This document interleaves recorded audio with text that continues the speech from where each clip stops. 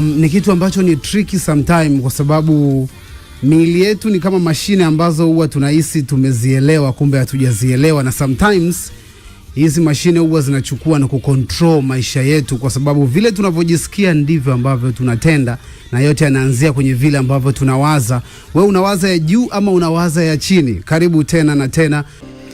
Yes, ni session ambayo wengi wanaisubiria na wengi najua wanatamani kujua nini ambacho tutakao tunazungumza, lakini niko na yule mwalimu na mtaalamu wa saikolojia na malezi, Cosmas Madulu, ambaye kupitia yeye watu wengi wamepata kupona kifikra, lakini pia na hata kwenye maisha halisi tumepokea mamia ya feedback. Karibu tena mwalimu Cosmas Madulu. Yeah, asante, nashukuru sana.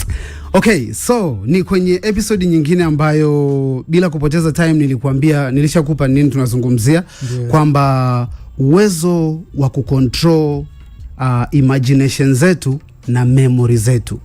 Na hii inaanzia kwenye hiki hapa ambacho nataka ni play huyu jamaa ambaye anaitwa Sadhguru. Jina lake halisi ni Jaggi Vasudev, lakini huyu ni mwalimu wa kiroho maarufu kama Sadhguru wa India, akiwa anazungumzia issue ya watu wanavyoshindwa kuishi leo kwa sababu ya imagination na memory tulizo nazo. Tumsikilize Sadhguru. The fear is simply because you're not living with life, you're living in your mind. People are always suffering, either what happened yesterday or what may happen tomorrow. So your suffering is always about that which does not exist, simply because you're not rooted in reality. You're always rooted in your mind. Mind is, one part of it is memory, another part of it is imagination. Both of them are in one way imagination, because both of them don't exist right now. You're lost in your imagination. That's the basis of your fear. If you were rooted in reality, there would be no fear. Yes, nadhani umemsikia mwalimu Cosmas. Watu wengi wako kwenye hili gereza la hofu la kwanza visasi au mambo ya nyuma, ama hofu ya mambo yajayo. Tuanzie hapo kwanza. Hivi neno imagination kwa Kiingereza nimelitafuta sana. Lipo lakini nimelisahau. Ni uwezo, tuna chat GPT. Endelea, nitakupatia sasa hivi. Lipo lakini lina maana yake. Okay. Kipo Kiswahili chake. Yeah. Alafu memory nafikiri ni kumbukumbu tu ya kawaida. Yeah. Yeah, na yuko sahihi kabisa kwa sababu watu wengi sana tuko kwenye hiyo jera ya kuishi kwenye haya mambo. Taswira, wanasema taswira ama dhana. Sijui sasa kama ni sahihi, fikra za kufikiria kama taswira. Tunaweza kuweka taswira tu, japo bado haitoshelezi. Yeah. Na neno la professional kabisa. Lakini anayesikiliza anaelewa. Taswira ya mtu anapojenga taswira au picha fulani ya maisha yake ambayo sio halisi, na pale ambapo anakumbuka mambo kutokana na kila alichobeba. Hivi nilikwambia mtu akienda shule kupata taaluma kawaida, anachobeba huwa ni hiyo taaluma aliyokuwa nayo ndio ina affect, inaathiri kumbukumbu zake. Okay. Yaani watu wengi wana kumbukumbu za mambo waliobeba kwenye taasisi za elimu. Na ulisema elimu yetu inapima zaidi memory za watu kuliko uelewa. Kazi ya elimu ndio hiyo, inapima memory, kumbukumbu. Na ndicho kinachomfanya mtu afanikiwe kwenye masuala ya taaluma ni kumbukumbu. Na wengi tunakumbuka hizo. Kama ulikuwa unafundishwa na ambiwa kwa mfano ukipata A darasani ndio maisha yatakuwa mazuri. Hicho ndicho ulicho nacho. Sasa ukija kukumbana na uhalisia, ukagundua kama ni opposite na hakuna mtu kukusaidia, inakuwa ni jera ya mpaka kufa kwako. Yaani kumbukumbu tulizonazo zinatokana na historia za maisha yetu. Hasa yale tuliyokusanya kwenye taasisi za elimu na jinsi tulivyolelewa.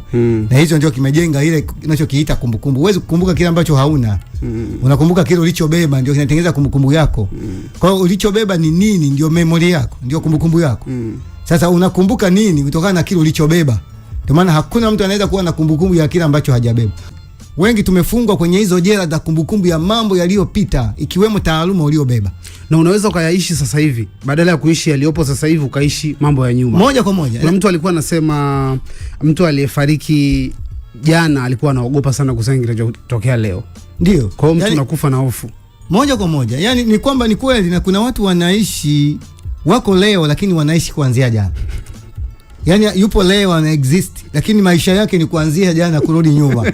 Na nielewa. Kwa hiyo ugumu wa maisha hautaisha kwa sababu shida ni hiyo. Amejazwa vitu kwenye kumbukumbu lakini vyote vina matumizi ya jana kurudi nyuma. Ndio maana maisha yako unfair ni yule anaye hit kwenye target bila kujali amebeba nini. Yule anayeingia kwenye target kwamba huyu amebeba mambo ya sasa yanayohitajika, hiyo memory, hiyo kumbukumbu tu inamsaidia kwenye kurekebisha mambo ya sasa. Ana hit bila kujali ana taaluma au ana kitu gani ndani yake.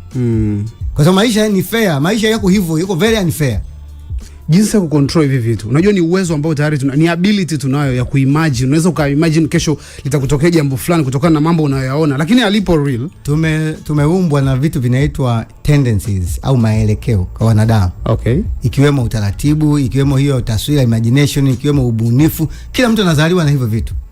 Kinachotakiwa zaidi ni kuviendeleza, na hivyo vitu sio taaluma, ni viko ndani yetu. Ndio maana unaona kuna jamii za watu ambao hawajasoma shule lakini wanafanya magunduzi makubwa. Ni kwa nini? Kwa mfano hii imagination ina faida. Okay. Ina faida. Yeah. Yaani unapoimagine mambo mazuri kutokana na vile ulivyovibeba, yaani ukachukua taaluma ukaiconnect na kipawa ukaingiza hapo hiyo imagination. Wewe ni mtu wa hatari. Kwa sababu magunduzi yote ya kisayansi yanatokana na hii. Mtu kutengeneza picha ya kitu ambacho hakiexist, halafu akapambana kukileta kwenye uhalisia. Hiyo ndio sayansi. Ni nini huwa kinatusababisha tunashindwa control hizi sehemu mbili za memory na imagination? Ni malezi yetu ama ni circumstances ambazo zinatokea katikati huko kwenye maisha? Ndio nimesema hii ni maelekeo. Hii imagination ni elekeo ambazo tunazaliwa nayo. Kinachotusaidia, kinachomsaidia mtu kudevelop, na sio hiyo tu, yako mengi, zaidi ya 20. Kinachomsaidia mtu haya maelekeo yafanye vizuri ni mfumo wote wa maisha na uishi. Kwa mfano, unaweza ukawa engineer lakini mvivu. Na nielewa, ukawa engineer huna hiki kitu kimeendelezwa, hiki kinaitwa imagination. Kwa hiyo huwezi kudesign vya kwako. Utakuwa engineer kwenye vilivyotengenezwa. Hasa utakuwa huna sifa, wewe ni mtu aliyesomea engineering lakini sio engineer. Na hao ndio tulionao wengi. Yaani mtu anasomea biology, anaitwa daktari, lakini kwa sababu alisomea biology akapelekwa huko, hana sifa ya udaktari. Hawezi kuongeza chochote kwenye vilivyopo. Kwa sababu haya ni maelekeo yako ndani. Kinachosaidia ni namna ambavyo mtu anatengenezwa, kuvidevelop. Kila mtu anavyo, kila mtu anazaliwa mbunifu. Kila mtu. Ukimpa mtoto wako ana miaka 2 smartphone yako, utashangaa ataitengenezaje. Yuko anataka kujua ni vitu gani, na hivi ndivyo hiyo misukumo ya ndani ambayo hata taasisi za elimu zinatakiwa kusukuma. Mitihani tunayofanya haina maana kama watu hawasukumi misukumo yao ya ndani, ikiwemo hiyo imagination. Yaani mtu ana kitu kichwani, anakilazimisha kiwe kwenye uhalisia. Na hapo ndio tunapoangukia Waafrika. Hizi sio vitu vibaya. Tunabaki kwenye jela la imagination na vitu vingine tu. Lakini uwezo wa kutoka huko ndio mdogo, kwa sababu huko hakuna taasisi ya elimu itakayokutoa kwenye uwezo huo, itakayokutoa kwenye imagination. Zote zinakuweka huko. Zinakuweka huko kwenye jela ya imagination. Kinachotutoka huko ni namna unavyoishi, malezi, umelelewaje, unaishije. Yaani wewe ni mhandisi ni kweli. Sasa baada ya hapo unaishi kwa hisabati tu zilizowekewa ndani, hakuna ziada. Ukiambiwa 1 + 1 ni 11, unagombana kwa sababu unayojua wewe ni 1 + 1 ni 2. Inabidi uwe flexible. Uwe flexible, maana unatumia sasa uwezo wako asilia ambao umewezeshwa na taaluma uliopata. Kama umebeba taaluma kama mzigo, utabaki na hiyo imagination, hutahama. Na ni watu wengi nakutana nao barabarani uko nawaona wamebaki kwenye hiyo jela. Kwa hiyo ili adhidhike anabakia kuongea vitu vya watu wengine. Basi. Kwa mfano, ninaposema mzazi ni kama upinde, mtoto ni mshale, taasisi ya elimu ni zana inayotakiwa kutumika kuchonga mshale. Si unanielewa? Yaani mzazi ni mshale. Mtoto mzazi ni upinde, mtoto ni mshale. Taasisi ya elimu yoyote inatakiwa itumike kama zana kuchonga mshale. Wanaichonga. Kuchonga ule mshale ili na kuuchagulia mahali pa kwenda kutoboa. Unaona wanachonga, tunachagulia. Ndio shida iko hapo sasa. Kuchonga ni pamoja na kukuza haya maelekeo, ikiwemo hiyo imagination. Mtu anaanza kuimagine vitu vilivyoko kwenye uhalisia kutokana na vile alivyobeba toka nyumbani kwao. Na imagine kwa na taasisi ya elimu, sinikwambia kila siku. Shule. Hiyo ili pure imagination. Montessori. Sikuwa na chochote. Na nielewa. Miaka karibia 30 imepita. Can you imagine? Nina dream ya kitu fulani. Hiyo picha tu. Unaiona shule yako. Hakuna hata mahali pa kutokea. Lakini nimedumu kwenye hiyo kitu. Sasa nataka nilete hiyo imagination kwenye uhalisia. Zaidi ya miaka 30. Ndio maana nakwambia nimepanda mti leo na kuja kuuchana mbao. Kutengeneza ninachokitaka. Hiyo imagination imesukumwa na focus ambao wanaita dhamirio. Vyote hivi havitoki kwenye taasisi ya elimu yoyote. Ili taaluma uliyoibeba uitumie vizuri, tategemea umetengenezwa uwezo gani wa haya maelekeo ikiwemo imagination. Naomba niulize swali deep kidogo hapo. Unahisi hiyo imagination ina namna ambayo ina control ulimwengu wa roho ama universe inaweza kukupa vitu kwa level unavyo imagine? Yaani mbali na mipango yako. Ndio. Universe inaweza kufanya kazi kukupa wewe unachokitaka just kwa kuimagine. Yeah, universe na kitu kinaitwa abstract ambayo kwa Kiswahili wanaita dhahania. Abstraction ni dhahania. Ni pamoja na hiyo imagination inakaribiana. Okay. Huko ndiko yanakotoka majawabu ya kila tatizo. Okay. Taaluma inatumika kuyatoa huko mambo, kuyaleta kwenye uhalisia. Hakuna taaluma ambayo itafanya mambo kama haiingii huko kwenye hizi tendencies. Ikiwemo imagination, abstract na vingine. Haina faida. Yaani wewe tuseme ni mechanics. Sawa? Halafu huna chochote ambacho unaweza kudesign, kufanya marekebisho au kuboresha, halafu kajiita mechanical. Huna uwezo huo. Ili taaluma ilete manufaa, lazima huyo aliyeibeba atumie vizuri maelekeo ikiwemo hiyo ya imagination. Yaani kutafuta kisicho kuwepo, halafu akifanya kwenye uhalisia. Una picha, uingize kwenye uhalisia. Hapo ndio inaingia taaluma hapo katikati. Sisi tuna taaluma ambazo hali hii ya imagination haifanyi kazi vizuri, ndio maana tunabebana nazo kama mzigo. Unatengeneza picha kichwani. Wewe ni fundi, unatengeneza picha ya kutengeneza gitaa ya muziki. Ya muziki ambayo unaiona katika hali yako. Lakini bahati mbaya hujui hata ala za muziki.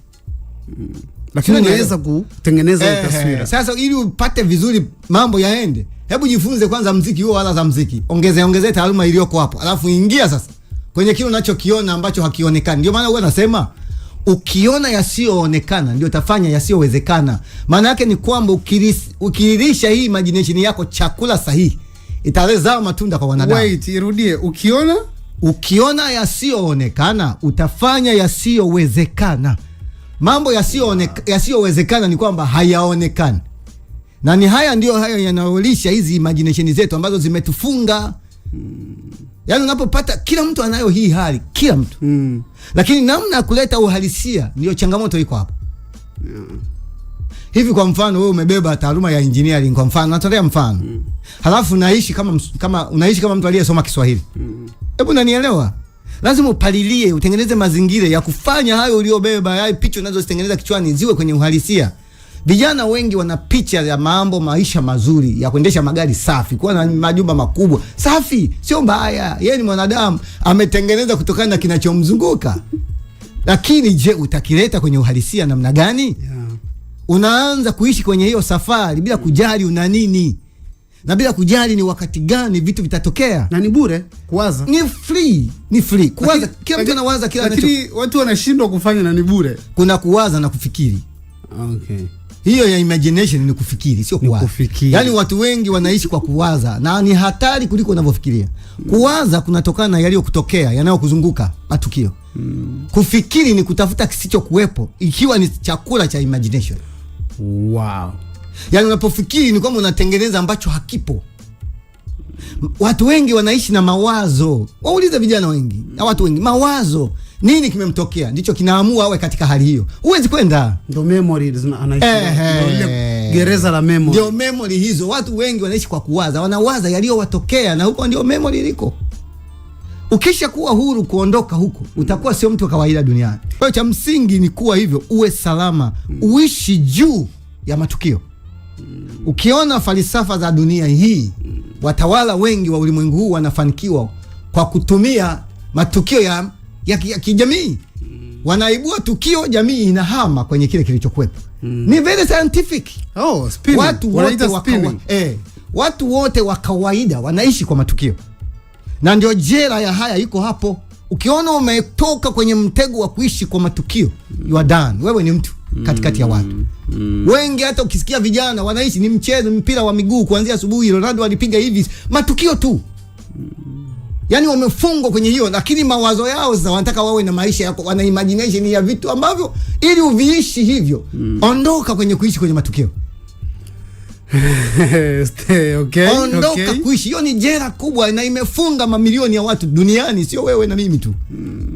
Watu wanaishi kwenye imagination na maisha yao hayaendani na hicho wanachokiimagine na hawawezi kabisa kukiachieve. Wewe fikiria mtu anataka maisha yaende, lakini toka saa 1 na discuss mechi mpaka saa 2 usiku anaenda kulala.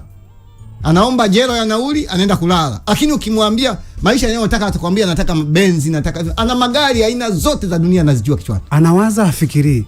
Ana mawazo, hana fikra. Wakati fikra ndio zinakuletea mafanikio kwa ulimwengu wa leo.